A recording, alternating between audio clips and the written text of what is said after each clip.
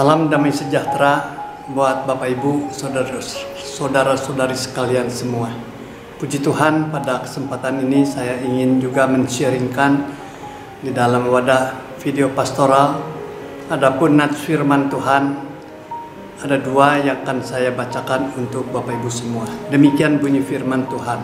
Kitab Kejadian pasal 2 ayat 18 berbunyi demikian. Tuhan Allah berfirman, "Tidak baik kalau manusia itu seorang diri saja. Aku akan menjadikan penolong baginya yang sepadan dengan dia." Satu ayat lagi terambil dari kitab Pengkhotbah pasalnya yang keempat ayat yang 9. "Berdua lebih baik daripada seorang diri, karena mereka akan menerima upah yang baik dari jerih lelah mereka."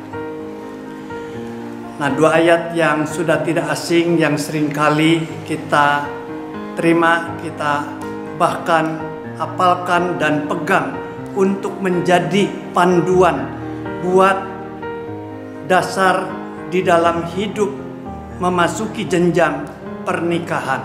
Inilah dua ayat yang seringkali kita pegang untuk menjadi pegangan buat memulai jenjang rumah tangga.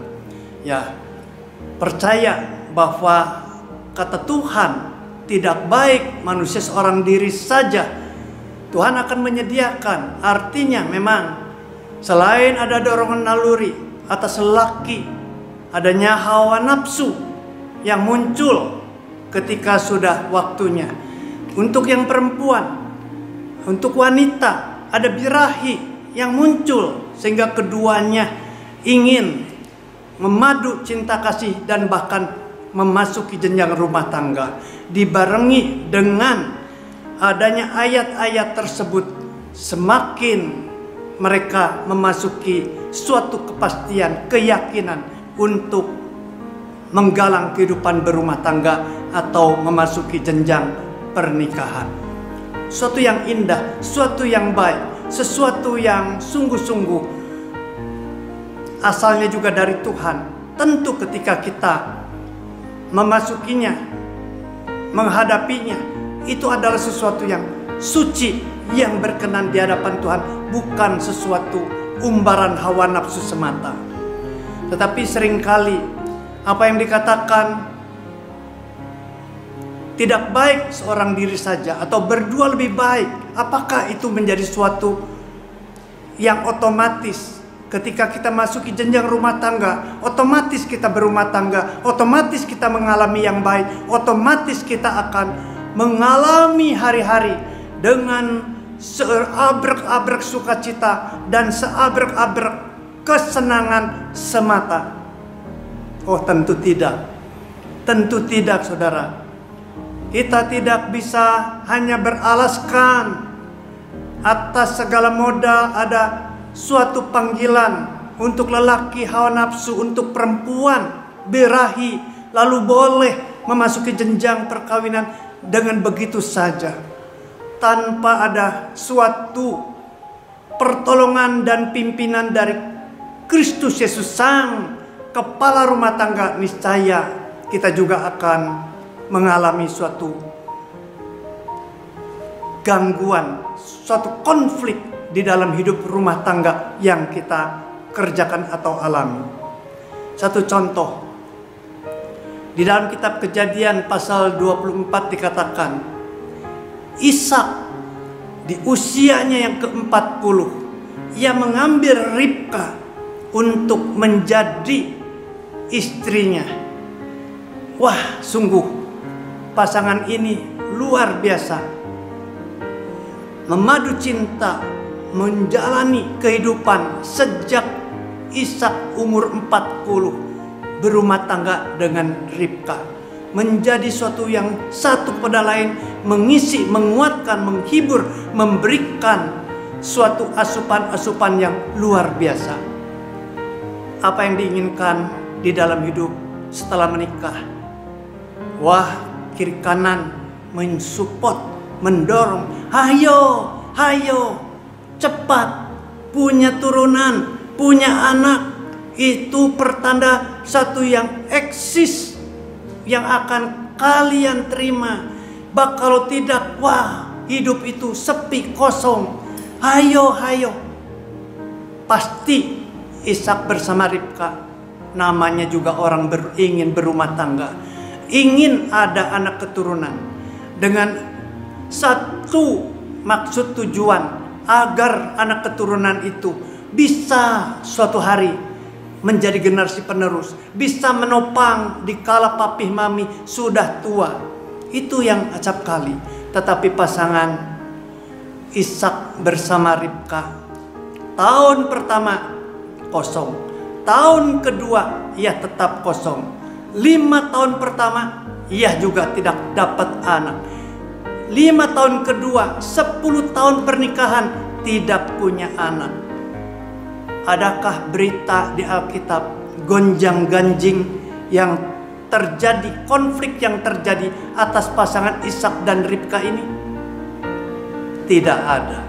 Mereka tetap bisa menerimakan satu kondisi hidup berumah tangga pasangan suami istri yang belum dikaruniai. Bahkan konon disinyalir bahwa Ribka itu sudah ditetapkan sebagai wanita yang mandul. Lalu bagaimana dengan Ishak yang menerima istri yang dikategorikan mandul?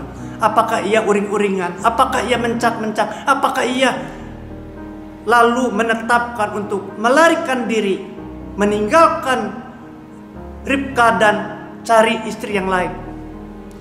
Ishak tidak demikian. Sampai 15 tahun, tepat di usia yang ke-60, artinya 20 tahun pernikahan, anugerah kemurahan Tuhan semata akhirnya memberikan kepada pasangan ini, memberikan kepada Ribka ini bisa mengandung, dan bahkan anak yang diturunkan itu sekaligus anak kembar yang kelak diberi nama Esau dan Yakub. Luar biasa. Daya tahan dunia perkeluargaan, tahun pertama, tahun kedua, sampai 20 tahun tidak punya anak, adem ayem, tidak ada kabar berita yang negatif, melainkan semua dijalankan dengan baik. Namun apakah dengan kehadiran anak kembar di keluarga ini akan semakin membuat keluarga ini berlipat-lipat bahagia, senang, karena ada 2 anak yang tidak lain tidak bukan sukacita, permata hati yang luar biasa, kelak akan menjadi suatu penopang di masa tua daripada, yaitu Ishak dan Ribka. Apakah seperti itu? Ya, tentu yang diharapkan demikian. Namun pada pasangan ini tidaklah hal seperti ini terjadi. Malah yang terjadi yaitu sesuatu keadaan yang sungguh memprihatinkan, di mana anak 2 ini bukan diklaim sebagai anak kesayangan papi mami, melainkan anak 2 ini yang sulung Esau lebih dicintai oleh papahnya, oleh Ishak, daripada dicintai oleh mama. Sang adiknya Yakub lebih dicintai oleh ibunya, oleh Ribka, daripada oleh papinya, yaitu Ishak. Jadi terjadi suatu tarik menarik. Hei kamu Esau, papi sayang kamu, kamu ikut partai papi. Hei kau Yakub, mami cinta banget sama kamu. Mami cinta kepada kamu lebih daripada kepada kokomu. Ikutlah partai mami. Ya, acap kali di dalam rumah tangga,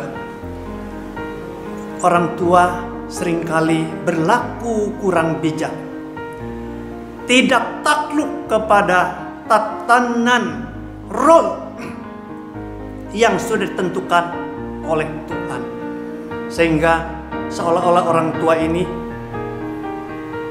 yang sungguh-sungguh hanya ingin memperhatikan dengan keegoisan untuk anak-anak ini dalam hidup berprestasi, dalam hidup ini mengungkapkan segala kehebatan kepintarannya demi harga diri orang tua, daripada anak-anak bertumbuh besar dalam hidup takut pada Tuhan, dalam rohani.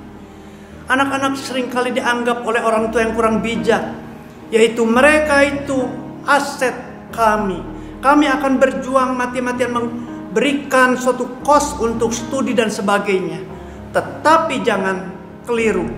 Besok lusa setelah papi mami berjuang menanam, memodali kalian, besok lusa ketika kau sudah berbuah, ketika kau sudah berhasil, akan kupetik hasilnya. Jadi seolah-olah dari A sampai Z, anak itu seolah-olah ada dalam genggaman segala rencana daripada orang tua, dibandingkan menjadi rancangan-rencana yang sempurna daripada Allah yang telah mengaruniakan atau menitipkan anak keturunan kepada keluarga ini.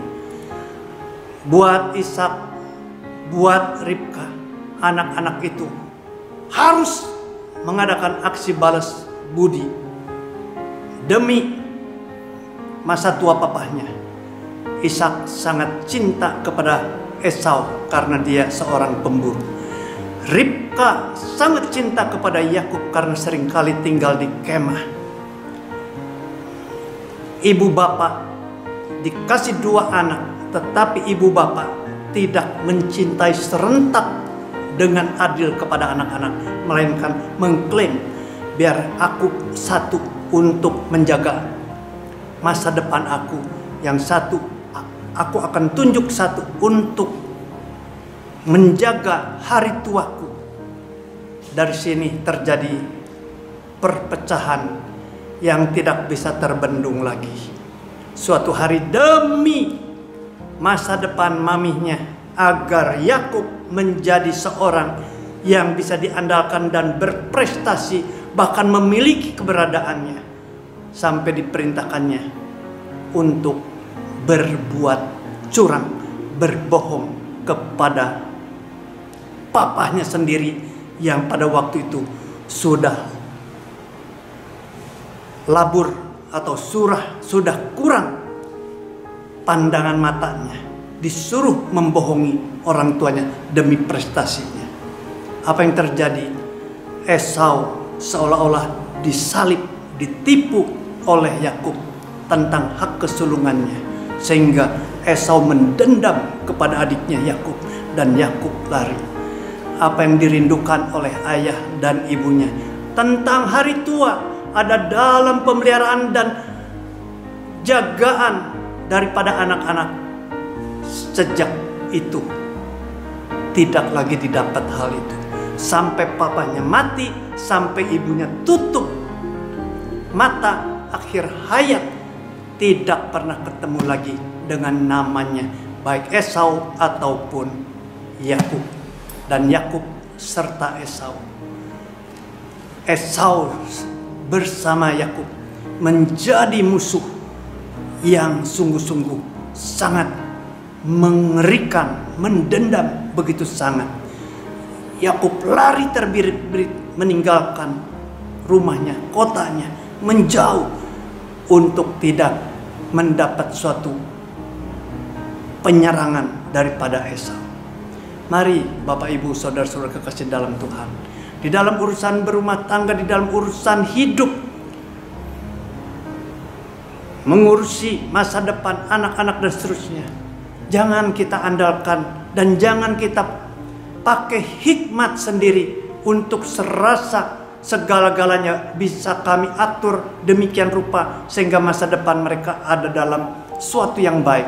Tidak, tanpa kita serahkan akan hidup rumah tangga kita, anak-anak kita, masa depannya kepada tangan Tuhan yang punya karya sempurna, niscaya apa-apa yang kita mau reka-reka untuk membuat anak-anak, membuat rumah tangga ini harmonis, manis, indah, tidak akan bakal kejadian jikalau tanpa bersama Tuhan.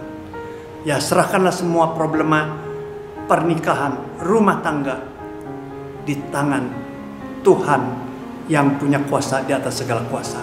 Tuhan memberkati Bapak Ibu semua. Amin.